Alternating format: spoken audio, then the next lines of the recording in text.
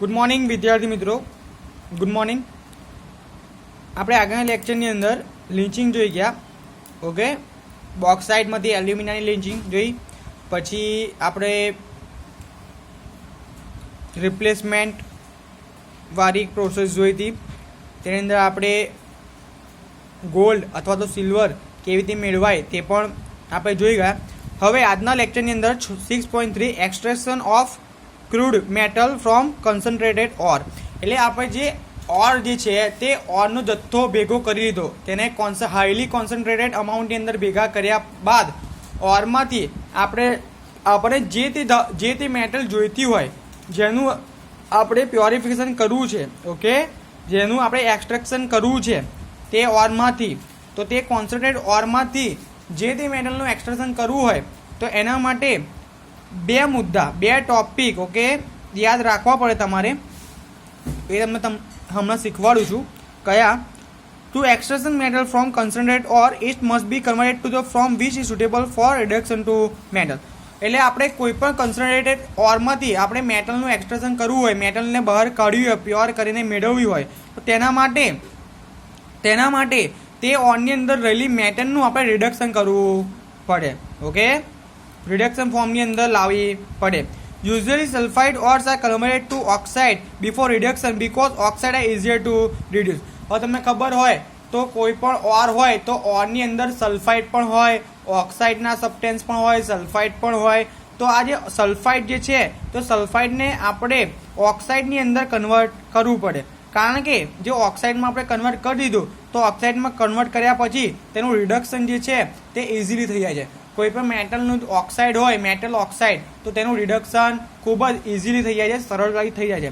એટલા માટે જ આપણે ઓનની અંદર રહેલું સલ્ફાઇડ સબસ્ટેન્સને આપણે ફર્સ્ટ ઓફ ઓલ ઓક્સાઇડમાં કન્વર્ટ કરવું પડે છે. તો તેના માટેના બે સ્ટેપ છે. ઓકે, કોઈ પણ કન્સન્ટ્રેટેડ ઓર હોય તેમાંથી આપણે જોઈતી મેટલ મેળવવા માટે મેજર બે સ્ટેપ છે.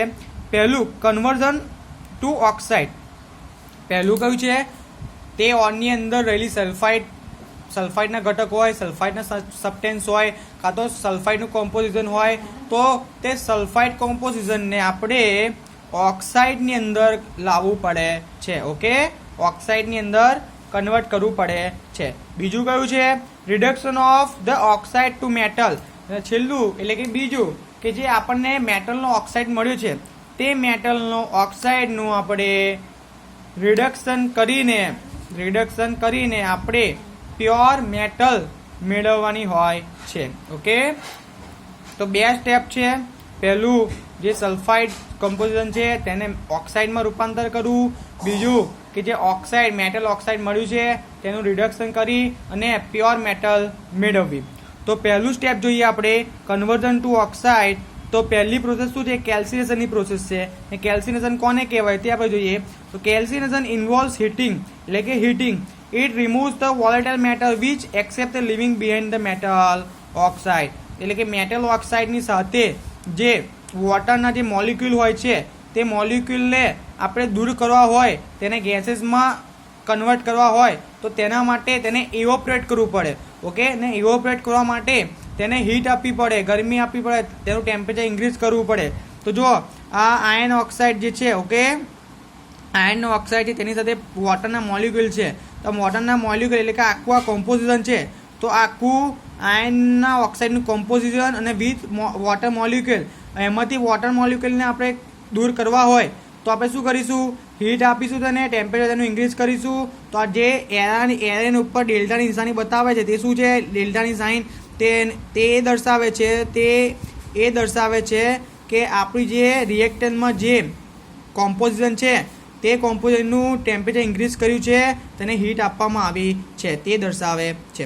તો તેમાંથી આ વોટર મોલિક્યુલ જે છે તે સોલિડમાંથી ગેસેસમાં કન્વર્ટ થશે, ઇવેપોરેશન થશે, તેનું ઇવેપોરેટ થઈ અને એન્વાયરમેન્ટમાં ભળી જશે.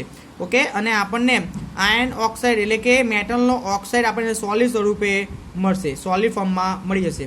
ઓકે, તેવી જ રીતે ઝિંક કાર્બોનેટ છે. ઝિંક કાર્બોનેટ સોલિડ, તો તેને હીટ આપીશું, તેનું ટેમ્પરેચર ઇન્ક્રીઝ કરીશું તો ઝિંક ઓક્સાઇડ સોલિડ ફોર્મની અંદર મળશે, અને કાર્બન ડાયોક્સાઇડ એટલે કે ગેસીસ ફોર્મની અંદર એન્વાયરમેન્ટની અંદર મળશે, કાં તો તેને અલગ કરીને તેનો સંગ્રહ કરવામાં આવે છે. ઓકે, તેને સ્ટોર કરવામાં આવે છે.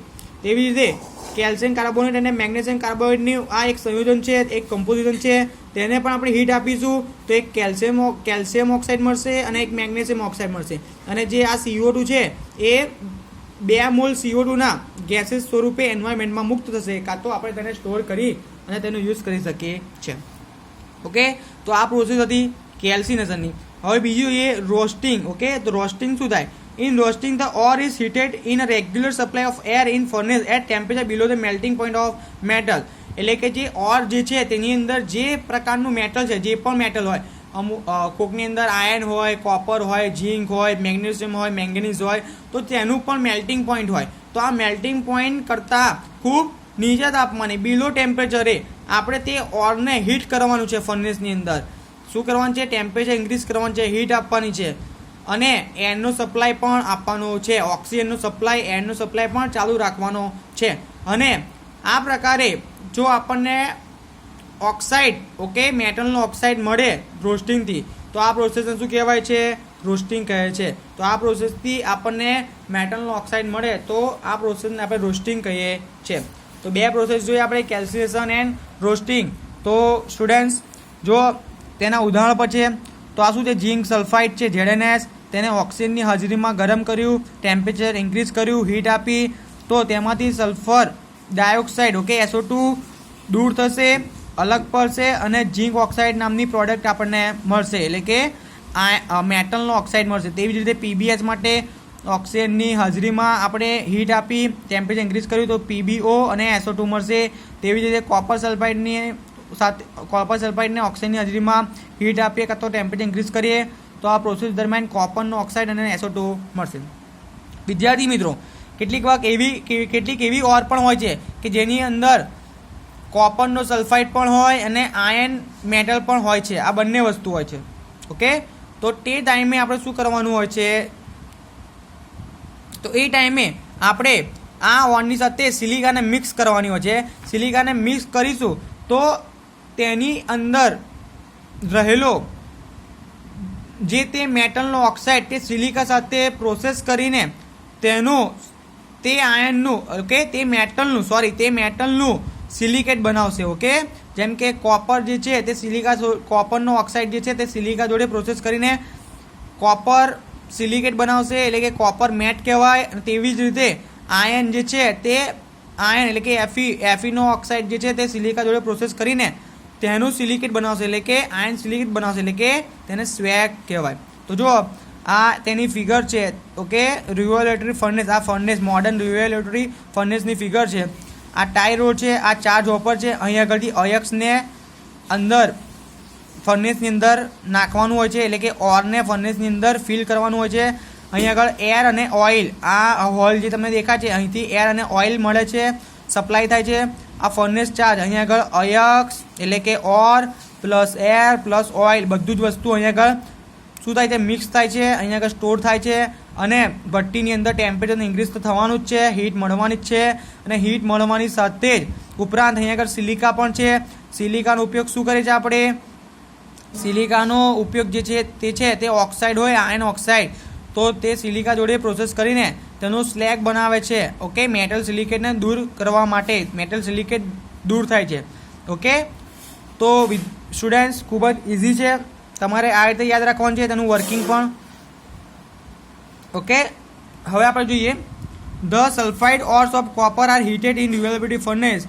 જે ઓરની અંદર કોપરનું સલ્ફાઇડ હોય તેને આપણે રિવોલ્યુટરી ફર્નેસની અંદર હીટ કરીએ, ટેમ્પરેચર ઇન્ક્રીઝ કરીએ. આ ઉપરાંત તેની અંદર આયર્ન પણ હોય, તો આયર્ન હોય તો તેને ફર્સ્ટ ઓફ ઓલ તેના સિલિકા જોડે તેની પ્રોસેસ કરવાની હોય છે. સિલિકા જોડે પ્રોસેસ કરશે. ઓકે, આયર્ન જે છે આયર્ન ઓક્સાઇડ સિલિકા જોડે પ્રોસેસ કરશે તો તે આયર્ન સિલિકેટના રૂપમાં કન્વર્ટ થશે. ઓકે, આયર્ન ઓક્સાઇડ અને સિલિકાની પ્રોસેસ થઈને આપણને આયર્ન સિલિકેટ મળે છે. તેવી જ રીતે કોપર ઓક્સાઇડ અને સિલિકાની પ્રોસેસ થાય, એટલે કે કોપર અને સિલિકાની પ્રોસેસ થાય તો કોપર મેટ મળે છે. ઓકે, ને તેની અંદર અને આ જે પ્રોસેસ થાય છે એની અંદર, તો પ્રોસેસની અંદર ઘણી બધી આપણને પ્રોડક્ટ પણ મળે છે, જેમ કે ઘણા બધા ગેસીસ મળે છે, જેમ કે SO2 ગેસ મળે છે, પછી કેટલીક મેટલ હોય તેનો સલ્ફાઇડ પણ મળે છે, જેમ કે Cu2f, FeS. ઓકે, તો આ જે SO2 મળે છે તે SO2 નો ઉપયોગ આપણે સલ્ફ્યુરિક એસિડ H2SO4 ના મેન્યુફેક્ચરિંગમાં કરીએ છીએ. ઓકે, જેને કિંગ ઓફ એસિડ પણ કહેવાય છે. તો સ્ટુડન્ટ્સ, હવે આપણને જે મેટલનો ઓક્સાઇડ મળી ગયો. ઓકે, અહીંયા આગળ પણ આપણને મેટલનો ઓક્સાઇડ મળ્યો. તો આ મેટલના ઓક્સાઇડનું આપણે રિડક્શન કરવાનું છે. ઓકે, પણ કોના થ્રુ? તો આપણી પાસે જે રિડ્યુસિંગ એજન્ટ હોય જેમ કે કાર્બન છે, કાર્બન મોનોક્સાઇડ છે, અથવા તો કોઈ બીજું મેટલ હોય, તેનો યુઝ કરીને આપણે આ મેટલ ઓક્સાઇડનું રિડક્શન કરવાનું છે. એટલે મેટલ ઓક્સાઇડમાંથી ઓક્સિજન જે છે તે રિડ્યુસિંગ એજન્ટ સાથે જોડાઈને કાર્બન મોનોક્સાઇડનું ઉત્પાદન થશે, કાર્બન મોનોક્સાઇડ મળશે અને તે એન્વાયરમેન્ટમાં ભળી જશે અથવા તો તેને અલગ સ્ટોર કરવામાં આવે છે. અને બીજી બાજુ આપણને પ્રોડક્ટમાં જે મેટલ જે છે તે પ્યોર ફોર્મ ઓફ મેટલ મળી આવશે. તો reduction of the metal oxide usually ઇન્વોલ્વ્સ the heating it with the reducing agent. Reducing એજન્ટની સાથે આપણે મેટલ ઓક્સાઇડની પ્રોસેસ કરાવીશું. રિડ્યુસિંગ એજન્ટ તે ઓક્સિજનને મેળવીને ઓક્સિજનને ગેઇન કરીને કાર્બન મોનોક્સાઇડ બનાવશે અને મેટલ જે છે તે પ્યોર ફોર્મમાં મળી આવશે. રિડ્યુસિંગ એજન્ટ તરીકે આપણે કાર્બન છે, કાર્બન મોનોક્સાઇડ છે, અથવા બીજો કોઈ પણ મેટલનો યુઝ કરી શકીએ છીએ. ઓકે, તો આપણને એ પ્રશ્ન થાય કે સર આપણે મેટલનો ઓક્સાઇડ કેમ બનાવ્યો? ડાયરેક્ટ આપણે રિડ્યુસિંગ એજન્ટનો યુઝ કરીને કેમ રિડક્શન ના કરાય? તો આગળ મેં તમને શીખવાડ્યું ને હમણાં પણ શીખવાડું છું કે કોઈ પણ મેટલ હોય તેના ઓક્સાઇડનું મેટલ ઓક્સાઇડનું રિડ્યુસિંગ એજન્ટથી રિડક્શન જે છે ખૂબ જ સરળતાથી ખૂબ જ ઇઝીલી થઈ જાય છે. એટલા માટે આપણે મેટલને ઓક્સાઇડમાં ફેરવીએ છીએ. ઓકે, તમે રિડક્શન કોને કહેવાય તે પણ કહી દઉં. રિડક્શન કોને કહેવાય કે ઓક્સિજનનું દૂર થવું અથવા તો હાઇડ્રોજનનું ઉમેરાવું તેને રિડક્શન કહેવાય. ઓક્સિડેશન કોને કહેવાય? ઓક્સિજનનો ઉમેરો થવો અથવા તો હાઇડ્રોજનનું દૂર થવું તેને ઓક્સિડેશન કહેવાય. ઓકે, તો સ્ટુડન્ટ્સ, આ રીતે આપણે કોન્સન્ટ્રેટેડ ઓરમાંથી પ્યોર મેટલને મેળવી શકીએ છીએ. ફરી તમને શીખવાડી દઉં કે જો એની અંદર બે સ્ટેપ છે. પહેલું કે જે ઓર જે છે કોન્સન્ટ્રેટેડ ઓર, ઓકે, તેમાંથી આપણે તે ઓરની અંદર રહેલા મેટલનું ઓક્સાઇડ મેળવવાનું છે. ઓક્સાઇડ મેળવ્યો તે પહેલું સ્ટેપ છે. બીજું સ્ટેપ એ છે કે આ જે મેટલ ઓક્સાઇડ મળ્યો છે તેની પ્રોસેસ આપણે રિડ્યુસિંગ એજન્ટ એટલે કે કાર્બન હોઈ શકે, કાર્બન મોનોક્સાઇડ હોઈ શકે, અથવા તો કોઈ પણ બીજી મેટલ હોઈ શકે, તેની સાથે તેની પ્રોસેસ કરાવવાની છે. ચોક્કસ ટેમ્પરેચર અને ચોક્કસ હીટ. ઓકે, પરફેક્ટ ટેમ્પરેચર અને પરફેક્ટ હીટ હોય તેવા એન્વાયરમેન્ટમાં આ પ્રોસેસ થશે. એટલે તે જે મેટલ ઓક્સાઇડ છે તેની અંદર રહેલો ઓક્સિજન જે છે તે રિડ્યુસિંગ એજન્ટ સાથે જોડાઈને કાર્બન મોનોક્સાઇડમાં રૂપાંતર પામે છે, જ્યારે આ જે મેટલ જે છે તે પ્યોર ફોર્મમાં આપણને મળી આવે છે. તો વિદ્યાર્થી મિત્રો, ખૂબ જ ઇઝી ટોપિક છે, ખૂબ જ સરળ ટોપિક છે.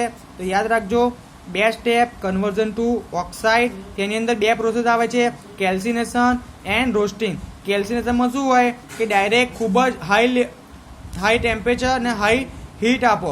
કોઈ પણ ઓક્સાઇડ હોય, મેટલનો ઓક્સાઇડ હોય કાં તો મેટલનો કાર્બોનેટ હોય, તેનું ટેમ્પરેચર ખૂબ જ ઇન્ક્રીઝ કરી દો. ઓકે, કાં તો પછી તેને ખૂબ જ હાઈ લેવલની હીટ આપો. તેને શું કહેવાય? કેલ્સિનેશન. એમાં શું થશે? વોટર મોલિક્યુલ જે છે તે ગેસીસની અંદર ઇવેપોરેશન થઈને ઇવેપોરેટ થઈ જશે. જ્યારે રોસ્ટિંગ કોને કહેવાય? તો રોસ્ટિંગની અંદર જે ઓર છે તે ઓરની અંદર રહેલા મેટલના મેલ્ટિંગ પોઈન્ટ કરતાં બિલો ટેમ્પરેચરે, ખૂબ નીચા ટેમ્પરેચરે તમે હીટ આપો અથવા ટેમ્પરેચર ઇન્ક્રીઝ કરો અને આ રીતે તેના સલ્ફાઇડમાંથી તમને ઓક્સાઇડ મળે, મેટલનો ઓક્સાઇડ મળે. જો આ સલ્ફાઇડમાંથી મેટલના ઓક્સાઇડ મળ્યા છે તો આ પ્રોસેસને શું કહેવાય છે? રોસ્ટિંગ કહેવાય છે. તો સ્ટુડન્ટ્સ, આપણે ટોપિક આપણો 6.3 જોયો. હવે 6.4 તેની અંદર આપણે થર્મોડાયનેમિક પ્રિન્સિપલ અને મેટ્રોલોજી જોઈશું. થર્મોડાયનેમિક પ્રિન્સિપલ ઓફ મેટ્રોલોજી, તેની અંદર આપણે એલિંગન ડાયાગ્રામ જોઈશું. પછી તેની અંદર આપણે ગિબ્સ એનર્જી છે, પછી એન્થોલ્પી છે, એન્ટ્રોપી છે, ટેમ્પરેચર છે, આ બધા રિલેશન કેવા છે, રિલેશનની અંદર શું વધઘટ થવાથી શું ફેરફાર થાય છે તે પણ આપણે જોઈશું. આ ઉપરાંત રિડક્શન અને ઓક્સિડેશન પ્રક્રિયાઓ મિક્સ થઈને ઓકે ભેગી થઈને તેનો સમિશન થઈને રેડોક્સ પ્રોસેસ થાય છે, રેડોક્સ પ્રોસેસ મળે છે. ઓકે, તો તેની પણ આપણે વાત કરીશું. Thank you.